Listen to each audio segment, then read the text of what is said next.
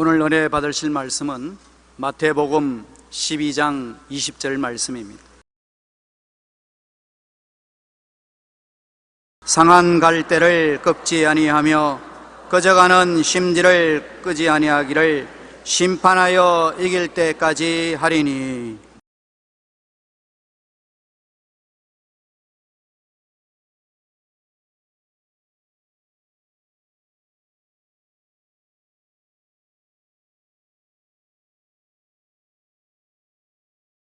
저는 오늘 여러분과 함께 상한 갈대라는 제목으로 은혜를 나누고자 합니다. 갈대밭에 가보면 상한 갈대들이 종종 바람에 이 불리고 저리 불리고 있는 것을 보게 됩니다. 짐승들에게 짓밟히기도 하고 바람에 부러지기도 합니다. 사람들은 이런 갈대를 보면 자비와 긍휼을 느끼지 아니합니다. 쉽게 그걸 꺾어버리는 것입니다. 또 옛날에는 등불을 쓸 때 기름이 다하면 등불에서 연기가 나고 불길이 가물가물해집니다. 그러면 사람들은 그것을 훅 불어서 꺼버립니다. 예수님은 갈대와 같은 상처 입은 인간, 생명이 꺼져가는 등불 같은 인간을 심판하지 아니하시고 끝까지 돌보심을 이곳에 보여주고 있습니다. 대단히 마음에 감격적인 것입니다.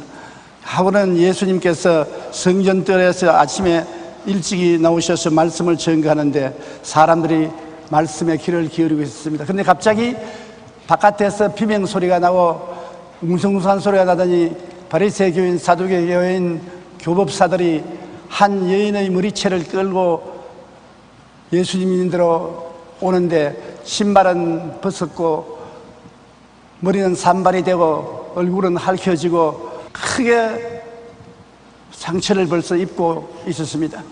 그 여자를 끌고 와서 예수님의 발 앞에 내동댕이 쳤습니다. 그러고 난 다음에 그들이 예수님께 준엄하게 따졌습니다. 이 여자가 간음하다가 현장에서 잡혔습니다. 모세의 율법에는 이런 여자는 돌로 쳐 죽이라고 했는데 당신은 뭐라고 말하겠습니까? 쳐 죽이려면 간음하다가 현장에 잡힌 그 자리에서 쳐 죽이지만 예수께 끌고 왔습니까? 예수님을 시험하려는 것입니다. 예수님이 죽이지 말라면 당신은 하나님이 보내신 사람이 아니다. 하나님의 율법을 무시하는데 어떻게 당신이 하나님의 사람이냐? 쳐 죽이라 하면 당신은 자비와 긍휼이 없는 모린정한 사람이다. 그런 사람이 어떻게 구주라고 말하냐? 이래도 책을 잡고 저래도 책을 잡으려고 그들은 이기양양하게 예수님에게 질문을 했습니다. 당신은 이 여자를 어떻게 하겠습니까? 예수님은 고개를 숙여서 손가락으로 글을 쓰기 시작했는 것입니다. 사람들은 예수님이 손가락으로 쓰는 글을 보았을 것입니다. 성경에는 무슨 내용을 적었다고 말하지 않지만 제가 생각하기에는 간음하다가 잡혀서 돌에 맞아 죽는 법만 있는 것이 아니라 살인자도 돌에 맞아 죽고 부모를 공경하지 않은 자도 돌에 맞아 죽고 다른 죄를 지은 것도 돌에 맞아 죽을 죄들이 많습니다. 그 돌에 맞아 죽을 죄들을 주님께서 나열해 적으시고 난 다음에 그 다음 고개를 들어서 큰 사람부터 작은 사람까지 보시고 난 다음에 너희들 중에 죄 없는 자가 먼저 돌로 이 여자를 쳐라. 그러고 난 다음 고개를 숙여서 또 글을 쓰는데 그 둘러선 사람들 한 사람 한 사람의 이름을 적으면서 감추인 죄를 손가락으로 적어 내려갑니다. 모조리 다 돌에 맞아 죽을 죄들을 다 감추어 놓고 있습니다. 예수님 손가락이 가는 곳마다 건너보니까 아이고 나도 죽을 죄를 지었구나. 아이고 내 죄도 감추었는데 드러났구나. 자기의 죄가 드러나니까 돌을 다 놓아버리고 슬머시 뒤로 빠져 도망을 치는데 한참 만에 예수님이 고개를 드니까 다 달아버리고 한 사람도 없어요. 성경 말씀에 의인은 없나니 하나도 없다 하는데 그렇게 쟁쟁한 의인이라고 자랑하던 바리새 교인, 사두개 교인, 교법사들이 예수님 계시 앞에 다 달아나고 한 사람도 남지 않았었습니다. 그래서 예수님께서 그 여자를 보고 여자야 고개를 들어라. 고개를 들었습니다. 너를 돌로 치는 사람이 있느냐? 살펴보니까 돌만 너저분하게 늘어져 있고 아무도 없습니다. 나를 돌로 치는 사람이 없습니다. 예수님께서 말하기를 나도 너를 정죄하지 아니한다. 가서 다시 죄 짓지 말라. 주님께서 꾸짖지 아니하시고 그 여자에게 용서와 축복을 해주어서 보낸 것입니다. 가늠한 것을 잘했다고 말하지 않았습니다. 그러나 정죄해서 너를 돌로 죽이려고 하지는 않는다. 가서 다시는 죄를 짓지 말고 올바른 생활을 하라. 이 여자는 상처 입은 갈대인데 예수님이 끄끄버리지 아니하시고 그 갈대를 도로 잘 보호해서 살려서 보내주신 것입니다. 오늘날도 우리는 쉽게 우리 이웃을 정죄합니다. 예수님은 이 세상에 정죄하러 오신 것이 아니라 용서하고 사랑하고 건지기 위해서 오신 것입니다. 주님이 오신 근본 목적이 사람들을 건지고 살리는 것이 근본 목적이지 정죄하고 죽이는 것이 예수 그리스도의 목적이 아닙니다. 그러므로 우리는 항상 예수 그리스도의 사랑에 마음에 깊은 관심을 가져야 되는 것입니다. 재생의 은혜를 입은 이 여인은 얼마나 감격했겠습니까? 율법으로는 반드시 돌에 맞아 죽어야 되는 것입니다. 그는 죽었다고 생각했습니다. 그런데도 불구하고 예수님은 그를 살려주었습니다. 사람의 힘과 능력으로는 살릴 수가 없습니다. 그러나 놀라운 하나님의 사랑의 능력이 나타나서 그 여자를 살려주었습니다. 그와 같이 오늘날도 주님께서는 우리를 정죄하기를 원치 않습니다. 주님은 어찌하든지 우리에게 기회를 주시고 살리기를 원하시는 것입니다. 그리고 난 다음 성령을 주셔서 우리가 죄를 이기고 정상적인 생활을 하기를 원하시는 것입니다. 성자 프란시스의 일화 중에 유명한 이야기가 있습니다. 그의 제자 한 사람이 기도 중에 환상으로 천국에 가서 구경을 했는데 아주 보좌들이 많이 놓여 있는데 특별히 그 보좌 가운데 영광스럽고 아름다운 보좌가 있어서 이것은 누구를 위한 보좌입니까? 그 천사에게 물으니까 이것은 세상에서 가장 겸손한 성 프란시스를 위해서 예비한 보좌라고 말했습니다. 이 제자는 굉장히 감격해서 그 환상에서 깨어나서 스승인 성 프란시스를 만나서 제가 환상 중에 하늘에 가보니까 제일 영광스러운 보좌가 있는데 그것이 선생님의 보좌입니다. 그렇게 말하니까 선생님은 너가 나를 어떤 사람으로 생각하느냐? 선생님은 성자지요.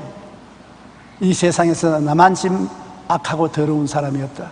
나는 악이요 죄 덩어리다. 그러니까 이 제자가 말했습니다. 선생님 너무 그렇게 자기를 비하하지 마십시오. 겸손도 너무 겸손하면 죄가 됩니다. 그래서 성 프란시스는 제자를 가만히 내다보면서 내가 겸손해서 그렇게 말하는 것이 아니다. 내게 베풀어 주신 은혜를 하나님이 다른 사람에게 똑같이 주었더라면 나보다 훨씬 거룩한 성자가 되었을 것이다.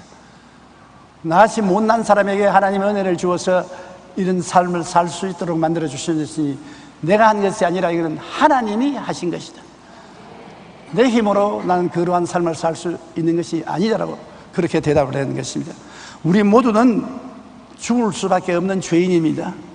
그러나 우리를 하나님이 택해서 불러서 성령으로 죄인인 것을 깨닫게 해주시고 우리를 도우사 회개하게 해주시고 예수님의 피로 용서하시고 거듭나게 만들어주신 것은 우리가 한 것이 아니라 하나님이 해주신 것입니다. 만세전에 하나님이 안 택했으면 우리가 주님을 알 택이 없습니다.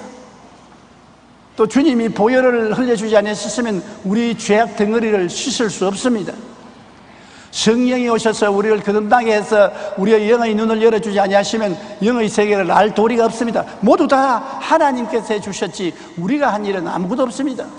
우리는 오직 하나님이 이끌어 주신 대로 순종하여 따라가며 믿고 나왔을 따름인 것입니다. 하나님의 은혜로 말미암아 우리는 이 큰 축복을 받았습니다. 모든 것이 은혜지 우리가 자랑할 것이 아무것도 없는 것입니다. 그러므로 예수님께서는 오늘날도 상한 갈대를 끌지 않습니다. 우리는 우리 주변에 상한 갈대를 많이 봅니다. 우리 이웃에서도 상한 갈대가 되어 있는 남녀를 보고 우리 주위에도 상한 갈대가 된 남녀를 봅니다. 상처를 입고 낙심하고 좌절하고 사람들에게 손가락질을 받는 사람을 봅니다.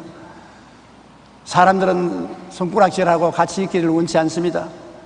그럼에도 불구하고 예수님은 그런 사람의 상처를 첨해주고 고쳐주고 재기할 수 있도록 도우시는 역사를 하시는 것입니다.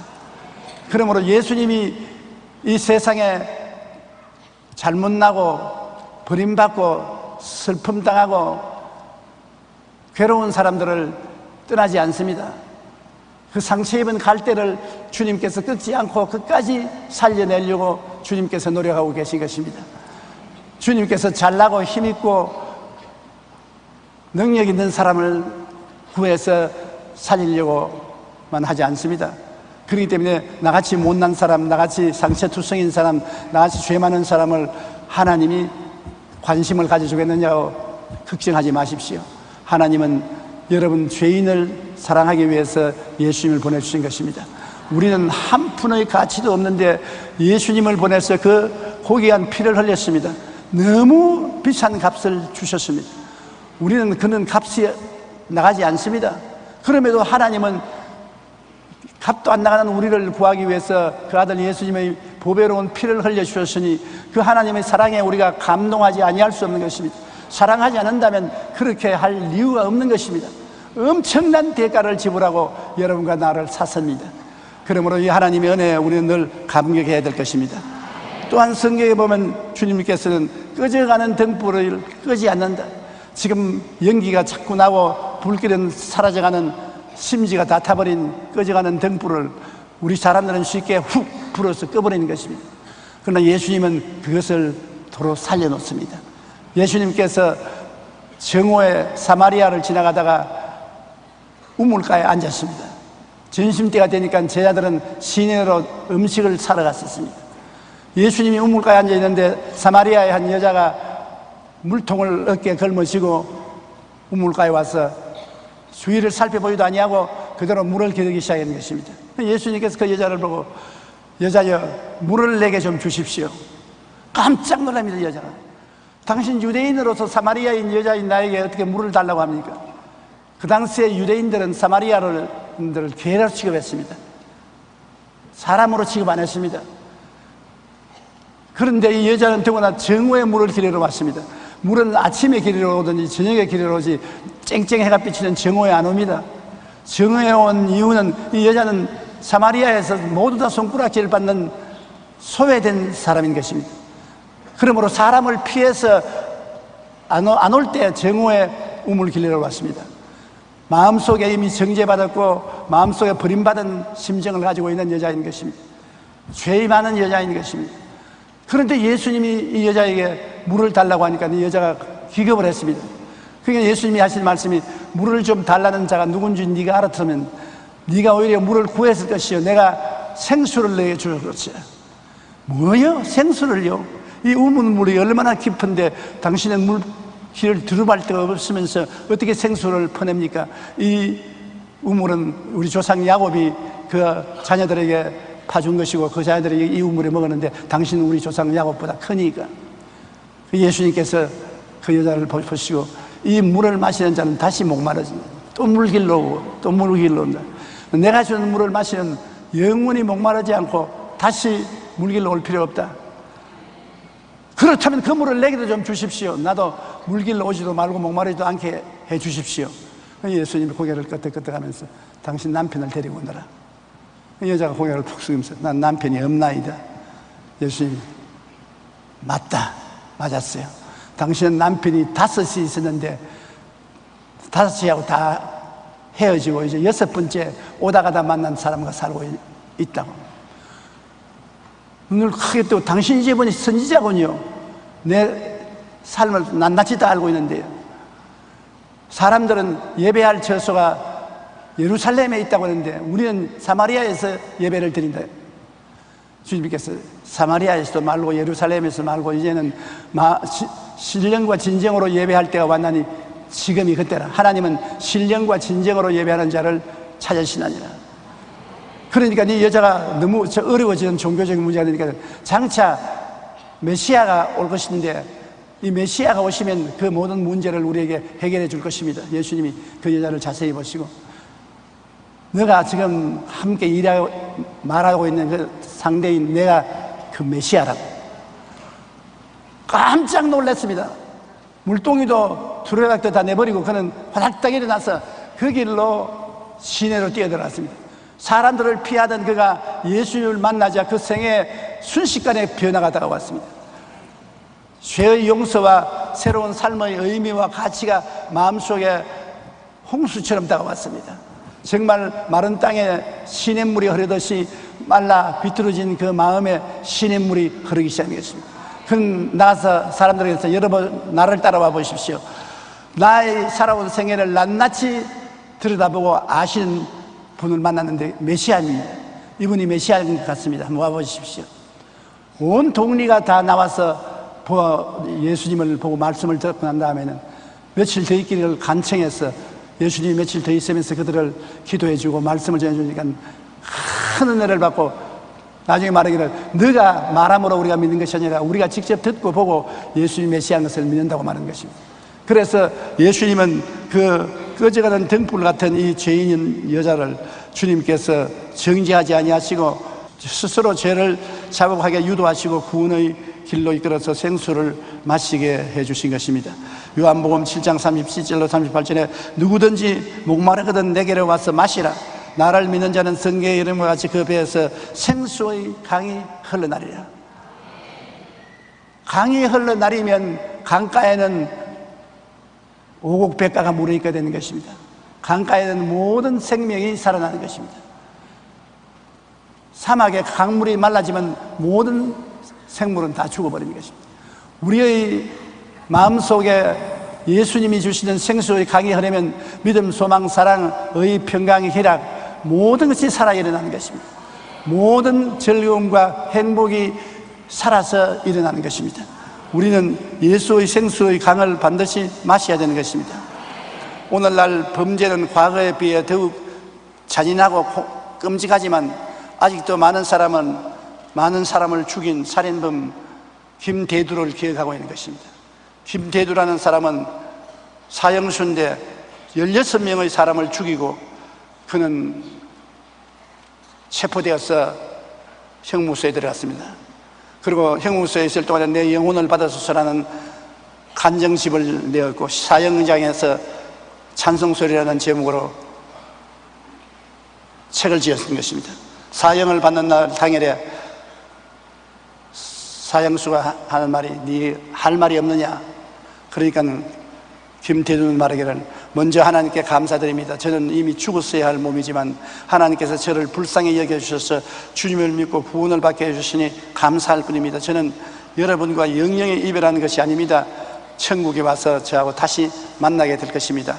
그리고 원목을 보시고 목사님 정말 은혜 많이 받았습니다. 감사합니다. 나 같은 살인죄인에게 예수 그리스도를 소개해 주셔서 그리스도의 보배로운 피로 말미암아 나는 변하고 구원을 받게 되는 것입니다. 그러고 난 다음에 그는 아멘 할렐루야 하고 외치면서 사형을 받았습니다. 많은 생명을 빼앗아간 그를 세상은 정죄했습니다. 세상은 김대두라면 몸서리를 치고 그놈은 10번 죽어도 마땅하다고 말했습니다. 그런 김대두의 철창을 통해서 예수님이 찾아오신 것입니다. 예수님은 그 죄를 용서하고 그를 변화시키고 하나님의 자녀로 만들고 하나님을 찬양하며 감사하면서 천국 가게 만들어주신 것입니다. 정말 예수님의 사랑을 생각하면 어떤 데는 좀 사랑이 너무 많지 않느냐 의심이 생길 정도인 것입니다.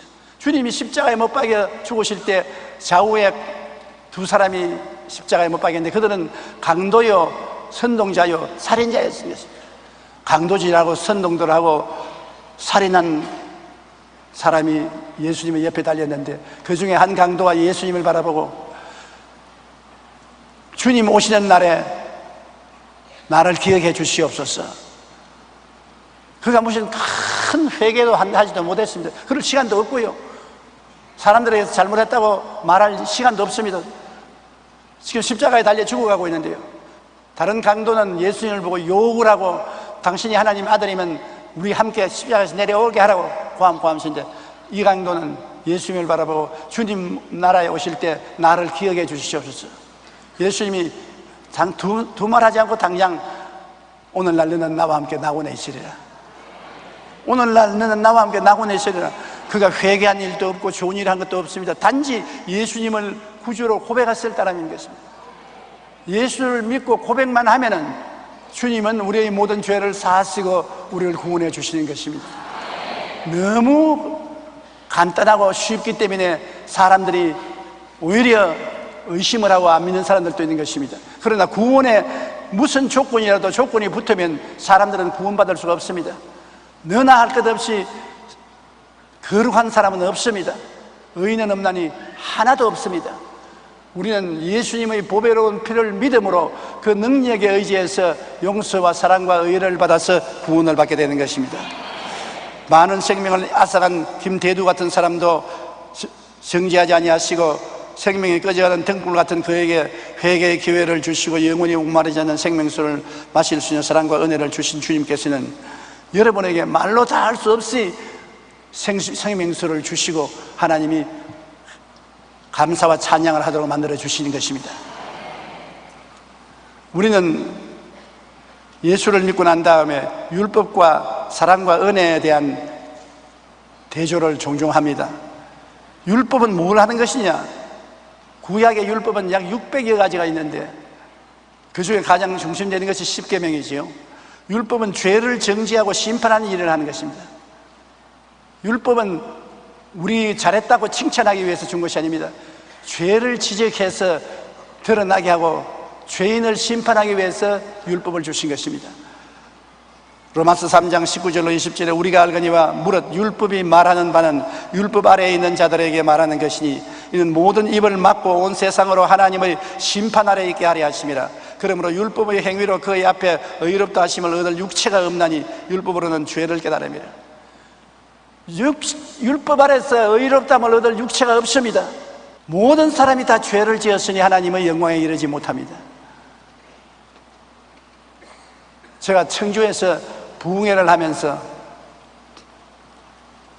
사람들이 그때 많이 모였는데 여러분 중에 죄를 한 번도 안 지은 사람이 있으면 손들어 보십시오. 내가 상을 주겠다고.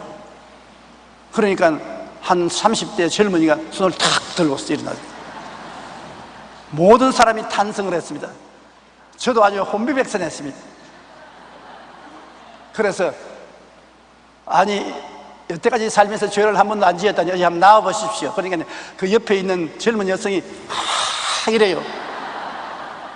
그러면 왜냐하니까 우리 이 남편은 미쳐서 병 고치러 나왔습니다. 그래서 결국 보니까 미친 사람만 자기가 죄를 안 지었다고 말하지 정상적인 사람은 자기의 죄가 없다고 말한 사람이 없는 것을 발견했습니다. 모든 사람이 다 죄책을 가지고 있는 것입니다. 율법 아래 비추어 보면 죄 없는 사람이 아무도 없는 것입니다. 죄를 많이 짓고 적게 지은 차이는 있을지 몰라도 죄가 제외 없는 것은 없습니다. 네덜란드의 한 시인이 꿈에 천국을 갔는데 한 천사가 그를 맞으며 금빛 나는 책을 보여주었습니다. 시인은 천사에게 그 책이 무슨 책이냐고 물으니까 당신의 일생을 기록해 놓은 책이라고 말했었습니다. 시인은 자신의 삶을 기록했다는 말을 호기심이 생겨 첫 장을 열어보았습니다. 거기에는 깨알같이 차곡차곡 기록해 놓은 글이 있었습니다. 시인이 내용을 묻자 천사는 당신의 악한 행동을 다 적어놓은 것이라고 했습니다. 얼마나 악한 행동이 많은지 몰라 시인은 덜컥 두려운 마음이 들었습니다. 그래서 천천히 다음 장을 넘겼는데 이번에는 아까보다 더 많은 글씨가 가득했습니다. 천사는 당신이 했던 사악한 말들이 여기에 다 기록되어 있습니다. 나쁜 말한 말이 다 여기에 기록되어 있습니다. 다음 장은 이보다 더 많은 글씨로 빽빽하게 들어차 있었습니다. 이번에도 천사가 설명을 해주는데 이것은 당신에게 있던 악한 생각들이 기록되어 있습니다. 시인은 이제 더 이상 다음 장을 넘길 자신이 없었습니다. 그러나 천사가 넘겨주는데 온통 검정색으로 칠해져 있었습니다. 너무나 놀랍고 두려워서 그에게 천사는 이것이 당신의 악한 마음이라고 말했는 것입니다. 그리고 덧붙였습니다. 검은 마음에서 악한 생각이 나오고 악한 생각에서 악한 말과 행동이 나온다는 것입니다. 그래서 시인은 자신이 얼마나 큰 죄인 덩어리인가를 깨닫고 회개했다는 말을 보았었습니다. 우리 스스로를 마음에 가슴에 손을 얹고 생각하면 죄 덩어리지요. 한경희 목사님이 세상을 떠시기 전에 하신 말씀이 있습니다. 기독교 신문 기자가 한경희 목사님이 평생 살아온 삶을 한마디로 말해 주십시오. 그러니까 나는 죄 덩어리입니다. 죄 덩어리인 나가 하나님의 자비와 긍휼을 힘입고 구원을 받아 천당으로 갑니다. 우리가 한경지 목사는 우리 한국의 최대의 목사로서 존경을 하고 있는 것입니다. 그러나 그분이 그렇게 훌륭하고 올바른 삶을 살았지만은 자기 스스로가 자기를 볼 때는 죄악 덩어리라고 말했습니다. 나는 죄 덩어리입니다. 의로운 사람일수록 자기가 더 죄인인 것을 깨닫고 죄가 많은 사람일수록 자기가 의롭다고 말하는 것입니다. 그러므로 우리는 모두 다 이와 같이 죄를 정죄하고 심판하는 율법 앞에 서면 온통 죄 덩어리입니다. 저도 그렇고 여러분도 그렇고 하나님 앞에 서면 죄 덩어리가 되어서 못 섭니다. 예수님의 피로서 우리가 목욕을 했기 때문에 하나님 앞에 설 수 있지요. 그대로 하나님 앞에 서라면, 하나님의 밝은 빛이 비추면 엄청난 죄가 드러나기 때문에 내 스스로가 나를 견디지 못해서 도망을 칩니다.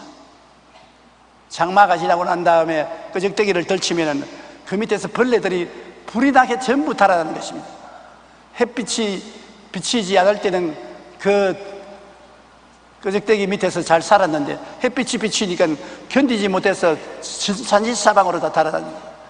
하나님의 의로운 빛이 아직 적극적으로 비치지 않으니까 우리가 세상에서 살아있지, 하나님의 영광의 광채가 직접 우리에게 비추면 살아있을 사람은 없습니다. 그렇기 때문에 하나님을 보고 살아있을 사람이 없다는 말은 바로 그것입니다. 하나님의 그 의로운 영광의 광채에 우리 죄인이 견디지 못합니다. 오직 우리의 죄를 대신 짊어지고 십자가에서 몸짓고 피 흘려 우리 죄를 청산해 주신 예수께 의지해서 우리는 용서를 받은 의인인 것입니다. 우리는 의인은 의인인데 행동으로 의인이 된 것이 아니고 용서받은 의인인 것입니다. 의라는 것은 죄를 한 번도 안 지은 상태가 의입니다. 평생에 죄를 한 번도 안 지어야 의인이 되는 것입니다. 근데 우리는 하나님의 의인이라고 말합니다. 예수님의 피 때문에 하나님이 우리를 의인으로 불러주시는 것입니다. 보혈을 의지하지 않으면 안 되는 것입니다. 율법을 지키는 사람은 모두 다 위선자입니다. 나는 율법을 지키고 삽니다. 위선자입니다. 거짓말쟁입니다. 율법을 다 지키고 사는 사람이 어디 있습니까? 갈라디아서 3장 10절로 11절에 무릇 율법 행위에 속한 자들은 저주 아래 있나니 기록된 바 누구든지 율법책에 기록된 대로 모든 일을 항상 행하지 아니하는 자는 저주 아래 있는 자라 하였음이라.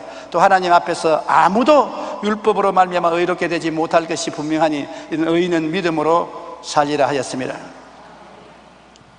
모든 일에 항상 의롭게 살 수 있는 사람은 없지요.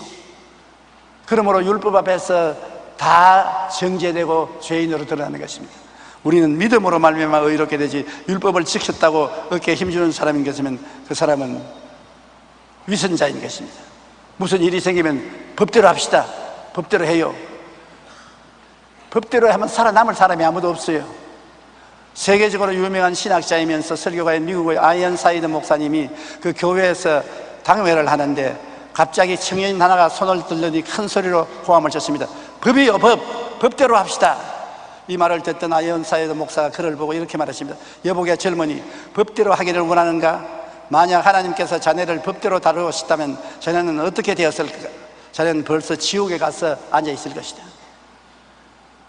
법은 우리가 살아가는데 편하도록 하기 위해서 만들어 놓은 것이지, 그 법을 지켜서 법이 우리를 의롭게 만들 정도로 되지는 못합니다.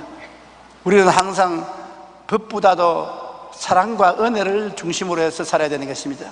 사랑은 용서와 은혜를 주시는 것입니다. 법은 정죄하고 심판하지만은 사랑은 용서와 은혜를 주시는 것입니다.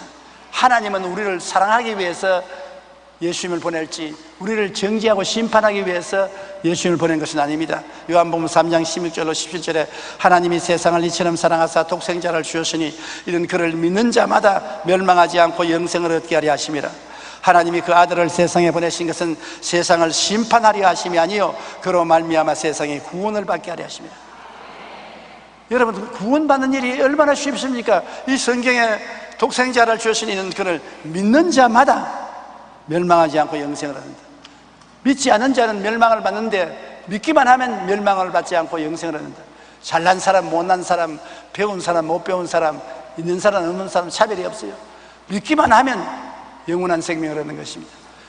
그러기를 위해서 주님이 예수님을 우리에게 보내주셨으니 그 사랑을 우리가 항상 마음속에 감격스럽게 느껴야 되는 것입니다. 제4세기에 활동한 사마가의 수도사 아빠 미오스에게 한 군인이 질문을 했습니다. 하나님이 정말 죄인을 용서하실까요? 수도사는 그에게 용서에 대해 설명하면서 이렇게 물었습니다. 그래서 수도사는 말하기를, 자네가 입고 있는 그 외투가 찢어지면 그냥 내버리느냐?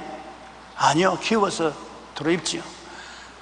몇 푼 안 나가는 외투도 찢어지면 도로 키워서 입는데, 자네 사람은 하나님의 형상과 모양으로 지은 존재야. 그게 찢어지고 흠이 있다고 해서 주님이 그대로 버릴 수 있겠는가? 주님께 나오면 다 주님이 꼬매어서 고쳐서 구원으로 인도해 주시는 것이, 주님의 은혜는 그것이 바로 하나님의 사랑이란다. 우리가 아끼고 소중히 여기는 것은 결코 함부로 버리지 않습니다. 하물며 하나님께서 그 무한한 사랑으로 우리에게 용서와 은혜를 베풀어 주신 것입니다. 하나님께서 상한 갈대도 아무 가치가 없습니다. 바람에 휘날리는 상한 갈대, 그래서 내버려 놓아도 스스로 꺾일 것도 주님이 붙잡아서 일으켜 주시고 첨해 주셔서 쓸 수 있게 만드는 것입니다. 꺼져가는 심지 국 불어버리고 꺼질 것인데 그걸 주님께서 폭을 돋아주시고 기름을 부으셔서 도로 불이 붙게 만들어 주시는 것입니다. 그것은 하나님께서 우리를 얼마나 사랑한다는 것을 예수님을 통해서 보여주신 것입니다. 시편 103편 8절로 9절에 야훼는 긍휼이 많으시고 은혜로우시며 노하기를 더디하시고 인자하심이 풍부하시도다. 자주 경책지 아니하시며 노를 영원히 품지 아니하시리로다. 하나님은 긍휼이 많으십니다. 많이 불쌍히 여깁니다. 부모님은 자식에 대해서 긍휼이 많습니다. 이웃 사람들은 그렇지 않지만은 부모는 긍휼이 많습니다. 하나님은 우리의 부모이기 때문에 우리에 대해서 긍휼이 많고 우리에게 은혜로우시고 쉽게 노하여 채찍을 들지 아니하시고 우리를 불쌍히 여기는 마음이 풍부하신 것입니다. 늘 꾸짖지만 아니하시고, 하나님은 노하실 때도 계시지만 노를 오래 품지 않으시는 하나님이신 것입니다. 우리는 하나님의 사랑을 마음속에 늘 감격적으로 받아들여야 되는 것입니다. 하나님은 여러분을 사랑하십니다. 여러분도 하나님을 사랑하시기를 주님 이름으로 축원합니다. 또한 예수님의 은혜를 기억해야 되는 것입니다. 하나님이 예수님을 사랑으로 보냈지만은 순종해서 와서 온갖 모욕과 고통을 당하시고 못에 박혀 몸짓고 피 흘려 죽으신 것은 예수님인 것입니다. 하나님은 우리에게 사랑을 베풀어 주셨고 예수님은 하나님의 사랑으로 오셔서 우리에게 은혜를 베풀어 주신 것입니다. 로마서 4장 25절에 예수는 우리가 범죄한 것 때문에 내어 주임이 되고 또한 우리를 의롭다 하시기 위하여 살아나시느니라. 죄의 값은 사망입니다. 죄의 값은 사망은 죄 진 사람이 들어가는 감옥입니다. 한번 죽고 영원히 나오지 못하는 것은 죄를 못 갚으면 영원히 죽음의 감옥에 있는 것입니다. 그러나 죄를 갚으면 감옥에 갇혀 있지 않고 나옵니다. 다른 모든 성자들은 다 죽고 난 다음에 아직까지도 무덤이 있고 나오지 못했습니다. 예수님은 의로운 하나님의 아들이 우리 죄를 대신 짊어지고 감옥에 들어가서 3일 만에 죄값을 다 지불하고 살아났던 것입니다.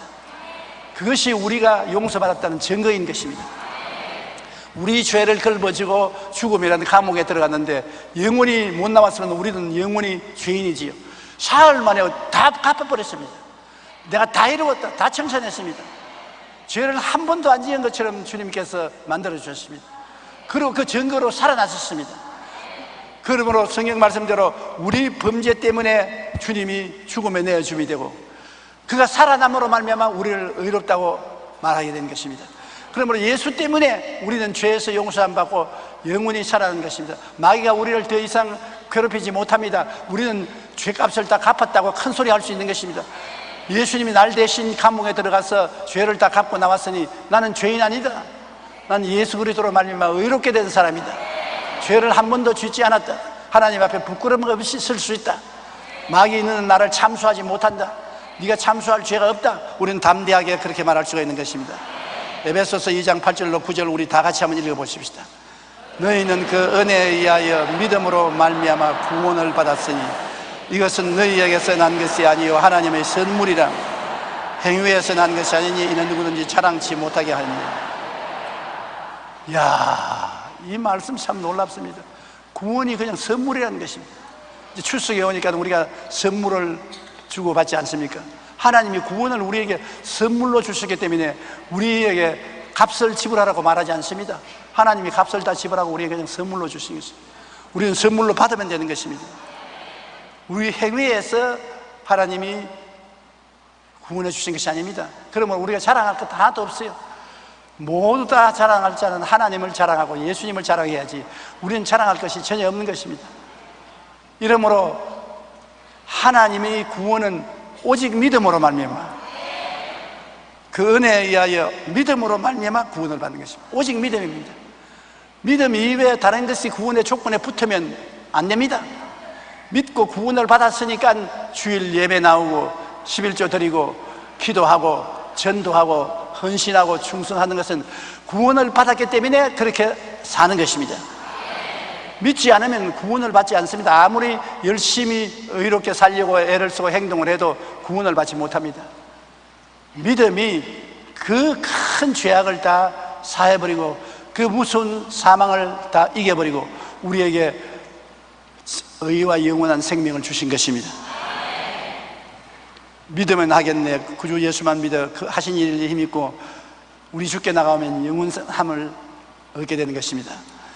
오늘날 이 하나님의 사랑과 은혜를 우리에게 실제로 체험해주기 위해서 일하고 계시는 분이 성령 보혜사이신 것입니다. 성령께서는 아버지의 사랑과 예수님의 은혜를 우리의 마음에 부어주시고 깨닫게 해주시는 것입니다.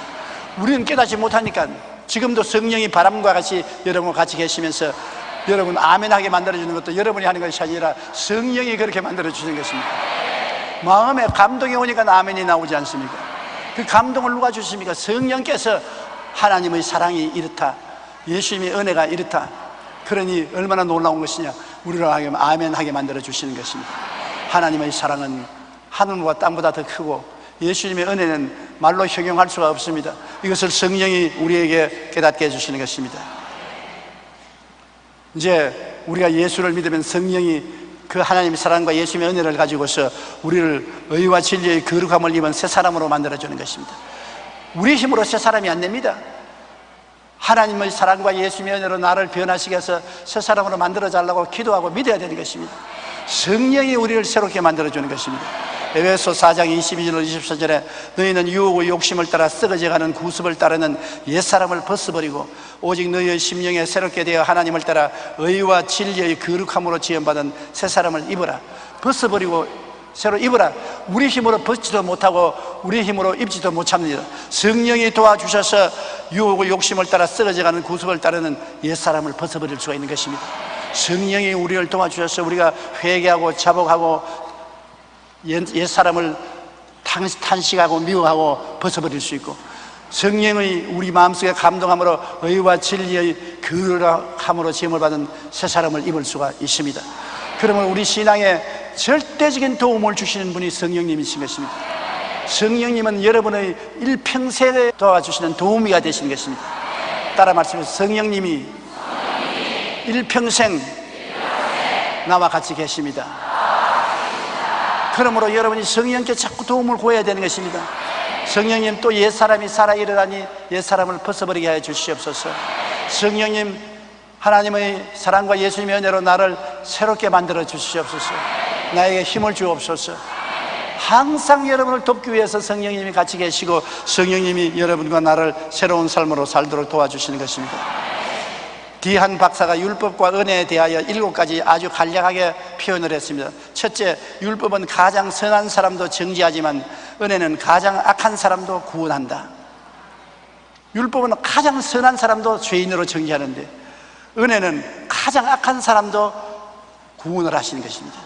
둘째, 율법은 죄의 삭은 사망이라 말하나 은혜는 하나님의 은사는 영생이라고 말한다. 셋째, 율법은 죄의 빚을 갚으라고 하지만 은혜는 이미 죄값을 지불했다고 말한다. 넷째, 율법은 죄를 깨닫게 하지만 은혜는 죄로부터 구원받게 도와준다. 5째, 율법은 돌에 새겼으나 은혜는 마음에 기록한다. 6째, 율법은 두려움을 가져오다 은혜는 화평과 확신을 가져다 준다. 7째, 율법은 복종을 강요하지만 은혜는 순종하는 능력을 주십니다. 강제로 율법은 하라, 하지 마라 명하지만 하나님의 성령은 우리가 와서 순종하고 싶은 마음이 생기도록 하는 것입니다. 자원해서 순종하고 자원해서 하나님 뜻대로 살도록 능력을 주시는 것입니다. 율법이 죄를 드러나게 하고 준엄한 심판을 내리는데 반해 하나님의 사랑과 예수님의 은혜는 그 죄를 덮어버리고 심판을 무력화시킵니다. 성령께서는 우리에게 이 하나님의 사랑과 예수님의 은혜를 깨닫게 하고 마음에 부어주시는 것입니다. 우리는 모두 상한 갈대요 생수에 갈급한 인간입니다. 상한 갈대 아닌 사람이 누가 있습니까? 우리 다 상한 갈대 아닙니까? 크고 적은 상처를 다 가지고 있습니다. 우리는 다 생수가 갈급합니다.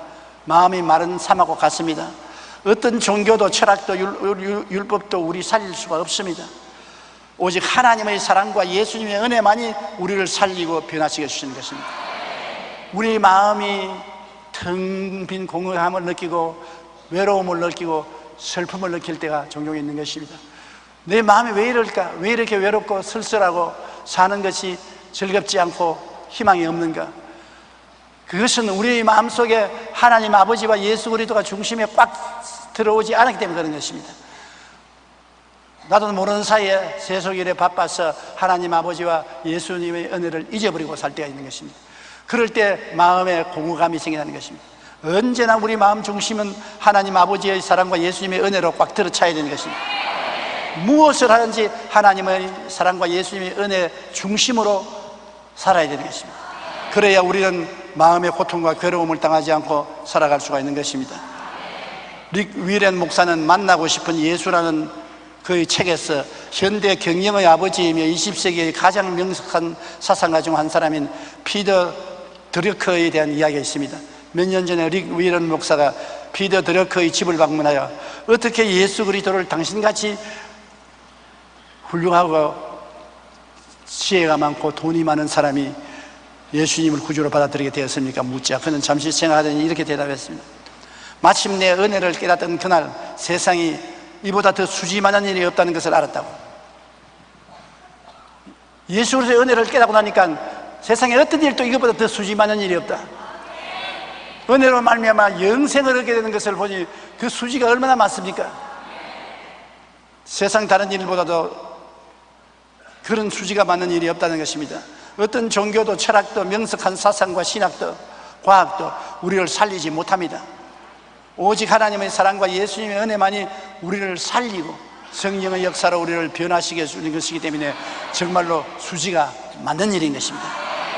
우리의 힘과 노력으로 되는 것이 아니고 하나님의 사랑이 오시고 예수님의 은혜가 우리를 감싸 주시고 성령이 우리를 붙들어서 변화시켜 주시고 우리는 그 가운데서 하나님의 축복을 받아서 택하신 족속이요 왕같은 제사장이요 거룩한 나라요 그 소유된 백성이 되고 하나님의 영원한 영광을 선물로 받게 되었으니 수지 맞았어요? 안 맞았어요? 아주 수지 맞았죠. 정말로 축복을 받은 것입니다. 우리는 하나님 아버지와 우리 주 예수님과 성령 삼위일체 하나님께 너무나 감사하고 항상 영광과 찬송을 돌려야 됩니다. 하나님 아버지가 모든 것을 다 계획하시고 예수님은 아버지의 계획을 따라 모든 것을 다 실천하시고 성령님은 예수님이 실천하는 모든 것을 우리에게 깨닫게 해주시고 나누어 주시는 것입니다. 그렇게 행하시는 역사는 다르지만 아버지와 아들과 성령은 한 하나님이시라는 것을 알아야 되는 것입니다. 그러므로 우리가 아무리 상한 갈대가 되더라도 아무리 꺼져가는 심지 같은 인생이라도 하나님 아버지의 사랑과 예수님의 은혜와 성령의 축복은 우리를 떠나지 않는 것입니다. 내가 부러진 갈대라고 낙심하지 마십시오. 나는 아무도 인정해주지 않는 꺼져가는 등불이라고 낙심하지 마십시오. 하나님이 여러분을 무시하지 않는데요, 예수님이 여러분을 사랑하는데요, 성령이 여러분과 같이 계신데요, 우리가 사람의 평론에 좌우될 것 없습니다. 사람은 우리에게 영생을 주지 못합니다. 오늘 있다가 내일 사라지는 사람이 무슨 힘이 있습니까? 모든 인생은 풀과 같고 연기와 같은 것입니다. 풀은 시들고 연기는 사라지는 것입니다. 영원한 아버지와 예수님과 성령님이 여러분을 두 손을 내밀어 끌어안고 사랑하시는 것입니다. 그리고 하나님의 영원한 천국의 참 이야기를 원하시는 것입니다. 그것이 제일입니다. 돈도 사라집니다. 지위도 사라집니다. 명예도 사라집니다. 권세도 사라집니다. 청춘도 사라지는 것입니다. 저는 착각을 하고 살고 있는 것입니다. 지금 또 17살 같은 마음이 생겨요. 내가 17살이라고 착각을 하죠. 그런데 박수 칠 것이 못되는 것이 실제로 알고 보니까 73살이에요. 이런 착각을 하고 우리가 사는 것입니다. 이 세상에 손에 무엇을 쥐고 있으면 영원히 내 것인 줄 알지만은 착각입니다. 다 물거품을 손에 쥐는 것입니다. 쥐었다고 하면 꺼져버리고 마는 것입니다. 오직 영원한 것은 하나님 아버지의 사랑과 예수님의 은혜와 성령의 역사밖에는 영원한 것이 없습니다. 항상 이 영혼을 가슴에 품고 그 영혼의 가슴에 안겨 사는 여러분 되시기를 주님 이름으로 축원합니다. 우리 기도드리겠습니다. 사랑이 많으시고 거룩하신 우리 아버지 하나님, 우리 아버지 하나님의 사랑과 예수님의 은혜는 상한 갈대도 꺾지 아니하시고 꺼져가는 심지도 끄지 아니하시고 심판의 그날까지 주님께서 돌보아 주시니 감사드립니다. 우리는 용기와 담력을 얻고 하나님 앞에 나오고 예수님께 의지하오니 하나님 붙들어 주셔서 다시 살아나고 다시 힘을 얻고 일어설 수 있도록 도와주시옵소서.